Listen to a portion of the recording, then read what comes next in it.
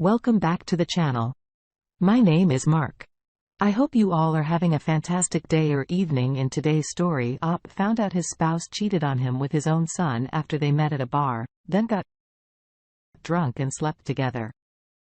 There's no absolute worst betrayal than your own spouse and son doing something like this.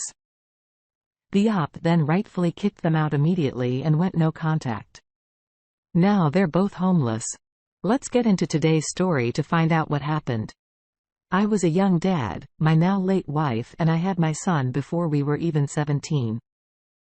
She sadly died suddenly at 22 not long after we got married, and I've been a single dad since. It's been tough. But I think up until this, I did my best. I hadn't had time to have any relationships really up until I met her.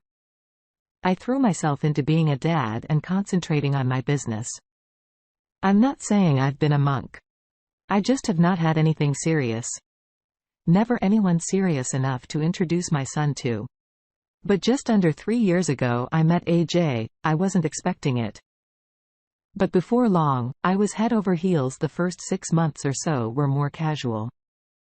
But when we realized we loved each other, we made it official. I was even planning to ask her to marry me next month on her 26th birthday. I was even going to ask my son to be my best man. I didn't introduce them at first due to not being sure how he'd take it. So we waited a while. But after they met last year, we've since all hung out and everything has all been good. Granted, this year, they haven't seen each other much due to lockdown and him being at uni, but I didn't think anything of that.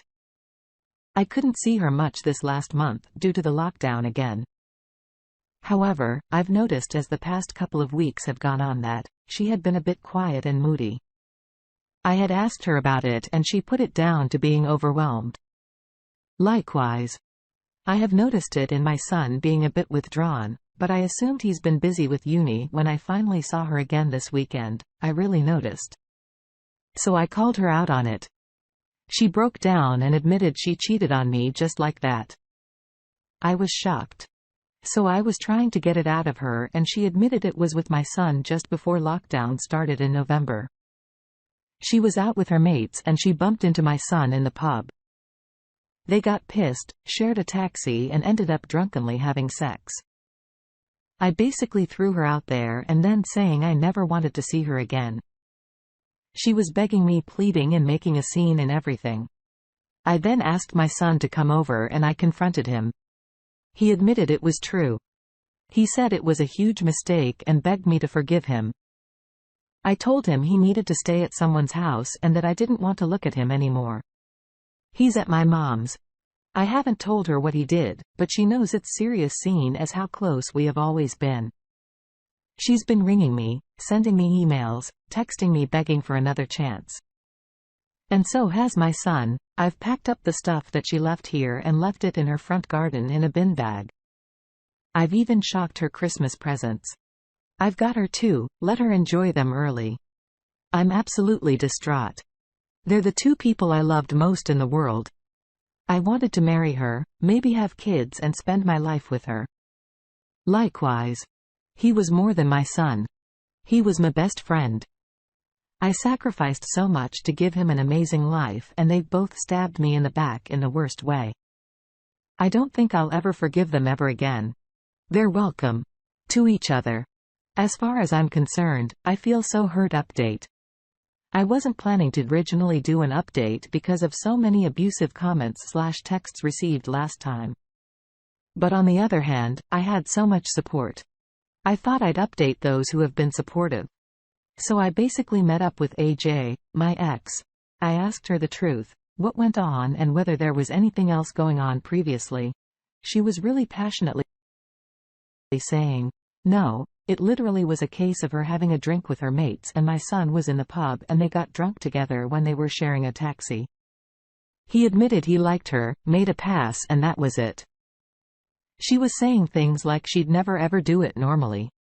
But because she hadn't seen me for a little while and he reminded her of me so much that night, it just happened. I told her to stop blaming the booze or anyone else and that she needed to own it. No one else. I also was honest with her that she was the first person I've let in and loved since my ex-wife died. And I've been happier with her in the past 3 years than I was for years before that. I told her I was even going to propose to her. She broke down, telling me again how sorry she was and asking me for another chance and saying that she would never forgive herself. I told her she needed to one day so she could learn from this, but that it was over for us. I would be blocking her number and email, and I didn't want any contact again. Then I left. I feel much better after meeting her, as devastated as I am. I do feel like that's a bit of closure, simply to see that I don't really hate her, but actually pity her through not being able to control her alcohol or keep it in her pants. It's cost her a relationship with someone she cares about and likely will affect her relationships for years to come. Not that I don't think she's any less responsible or deserves the outcome. It also helped me to truly see how immature she is before this. I was blissfully ignorant because I was happy. Now it's made me really conscious of it. Never again. Now my son, I realized the other day when I made my post, I was very angry, and the way I was typing, it seemed like it was going to flat out to sound him. But let me stress, he's my son, my flesh and blood, and I love him dearly. He's also my wife's son, and I could never just get rid of him for her. But he has let me down and really hurt me massively, and I have lost not just all respect but trust in him. So I met him also and heard his side of the story. It was largely the same as hers. But the difference was he said she was being really flirty with him, and she said he really reminded her of me. And that's when he told her he had a crush and made his move. I told him what I wrote out above, that I love him but have no respect for him or can trust him anymore. I told him also about my plans, that I was going to propose to her and even have him as my best man. He was gutted, just really silent, and started crying. I told him we needed to have no contact for a while, that he needed to get a job and not work with me on weekends as he does at the moment. And we needed to talk to my folks to see if he could stay with them for a bit.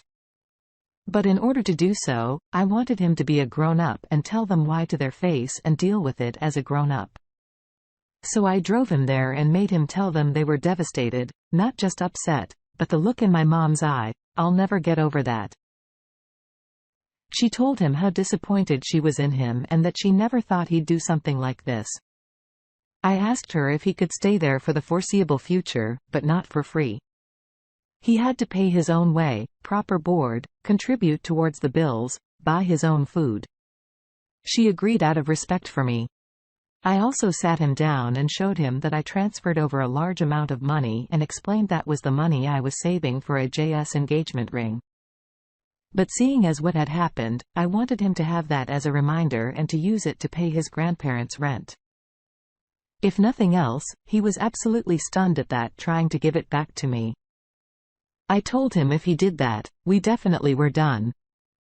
We've agreed on no contact, at least until Christmas, and then we all, me, him, my folks, could spend Christmas together. I've been largely reflecting for the past few days, mainly on me and why I went for AJ in the first place. I was extremely flattered when she asked me out, even though I'd never normally consider anyone that young. But in hindsight, she was the same age as my wife when she died, had the same ethnicity, mixed race, and also even did the same sort of job. So I guess I went for it because she was like my late wife, which honestly makes me really sad. I know I can't blame anyone else for that. But it made me realize also that AJ was only my second ever serious relationship in my life. Like, imagine that a 37-year-old guy having that few relationships, that a girl, 5 years older than my son, is a huge chunk of my relationship experience. It also makes me miss my wife massively. I've been just having a bit of me time the past few days, having Alan Partridge Marathon. That was mine. And my wife's favorite thing to watch together. It helps me feel close to her when I'm down. I'm seeing if I can get in touch with the old therapist I was seeing after my wife died and make an appointment with him. I might see if he can take my son on to edit. A few people have pointed out we might not be able to see the same therapist due to a conflict of interest. I didn't think of that. So maybe I'll get a recommendation from him for someone else suitable. Thank you. I definitely need to work on myself before I ever date again. I think I have too many issues to be a good partner at the moment. And when I do, I'm not dating anyone her age again. I think I'll do a strictly 80s policy of only going for people born in the 80s and definitely no one born after 1989. Wow, you handled an incredibly difficult situation very well. You should be extremely proud of that. Many people in your position would have lost their minds with rage and grief when I read your bit about how much AJ reminded you of your wife. I can't help but think that perhaps this was something of a rebound for you. Loss, being as profound as it is incredibly complicated. My thought is that you found aspects of your wife and AJ, maybe even recognized them subconsciously. And despite the time that had passed, decided to pursue the closest person to your wife you had met since she died. It could explain what attracted you to AJ in the first place, what kept you with her, and what allowed you to ignore the immaturity you recognized in your reflections. It may also explain why you were so keenly feeling the pain of losing your wife again. You just lost the two people who reminded you of her the most. Your son will come back, but age never will. And in that way, you have lost your wife again. Loss is such a traumatic event, especially sudden loss, and the damage it causes does not heal quickly. In fact, some of it never heals at all. But there is no timeline for recovery. It is not linear. I hope you do not take this event and use it as a reason to never try again. You will recover and you will likely love again, but it may be time for you to begin to accept that you will never love another woman the way you love your wife. That's okay, because that's life. Now, let's get into today's second story. I recently found out that my wife of 19 years was having an EA that turned a bit physical. D-Day was back in mid-June. She had a friendship with her middle son's best friend's dad. We'll call him D, that I became worried about when she wanted to go out to get drinks with him one night. Instead of coming home, I saw the writing on the wall. The next day I checked her phone for the first time. Really just to check on the timeline after asking me if she could go out versus contacting him, and found that she had deleted all of her previous messages. I confronted her. And after denying it for a while, she admitted to having an inappropriate relationship with this guy. It was only after she read up on emotional affairs online that she admitted to having one. The next day, she also learned that to get through it, she had to come clean. So she opened up about past affairs/inappropriate relationships she had sought. I asked her to put together a disclosure letter in which she detailed this 1 year into the marriage. Held hands with T when alone during a ski trip, dirty, danced with him in front of his girlfriend when I was out of town, went to see him at his hotel room when I was not around. She said nothing happened. 4 years into the marriage, invited her boss M and friend P, who she saw with a prostitute the night before, up to her room during a conference trip to Asia. Had drinks, traded massages with P, laid on the bed while they poured beer into her mouth and said it was the sexiest thing he ever saw, and allowed M to play with her underwear while they laid on the bed together watching TV. 5 years into the marriage, during an alumni weekend that I did not attend, she played footsie and snuggled with my best friend before sleeping in the same bed with him. Nothing else happened. I don't think my friend would have done anything more. He was a known drunk smuggler. 5 years into the marriage, during another work trip, she planned to get a large hotel room to entertain and invited over some friends she had met during some work training, including a woman that she was attracted to. She said that she was worried she might be bi and had a lot to drink. Someone suggested a strip drinking game, and it turned into an orgy where she did oral on the girl she found attractive and made out with multiple girls the whole night, and also kissed the only guy there. She says she did not have sex other than giving oral since she was on her period. Since D-Day, she is trying to do her part. We are both doing therapy. I'm very codependent, turns out, and I'm starting to see how messed up she is mentally. She seems like she has some narcissistic tendencies, like needing constant affection from other people and seeking those relationships that even she admits are with unscrupulous guys. As she is interested to see where it goes. She has told me that for a while. She had one foot in and one foot out in our relationship. Even though we have 3 awesome sons, she had trouble bonding with them when they were born and just recently dropped the bomb that all along she thought that she stayed in the relationship for me and that these things that she did were her way of making it so that she could stay with me. This, of course, is no longer what she thinks as we attempt. Now she sees all the errors of her way and wants to learn how to feel empathy again and love me as I should. I wanted to do for the sake of our boys. But after you tell someone that you were only in a marriage of almost 20 years just to keep me happy and had to cheat to do it. I just don't see how I can be with this person. I mean, I love my kids, but I feel like she wasted 20 years of my life and I have no idea how I will ever trust her again. If I didn't out her, she would have gone to her grave with this stuff. I know I'm not perfect. I've got anger issues sometimes and contributed to the circumstances that caused her to feel like maybe she couldn't be all in. But when I asked why she didn't tell me about the first instance or the orgy, she admitted that it was because I would have broken up with her. So, which is it? Did you want to be with me back then or not? I'm having trouble with the fact that you actually believe that she never in almost 20 years of cheating, never slept with any of these men. She is definitely gaslighting and downplaying the living daylights out of you. What surprises me is that you actually believe her.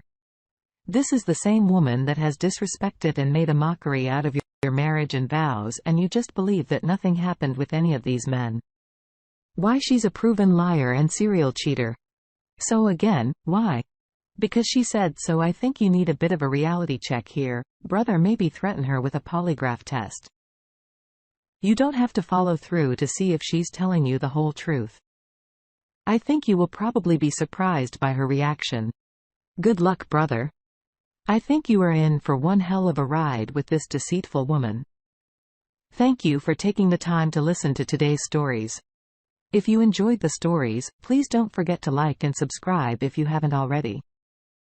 If there is a story you would like to share with me about your own situation, please do not hesitate to contact me. Take care.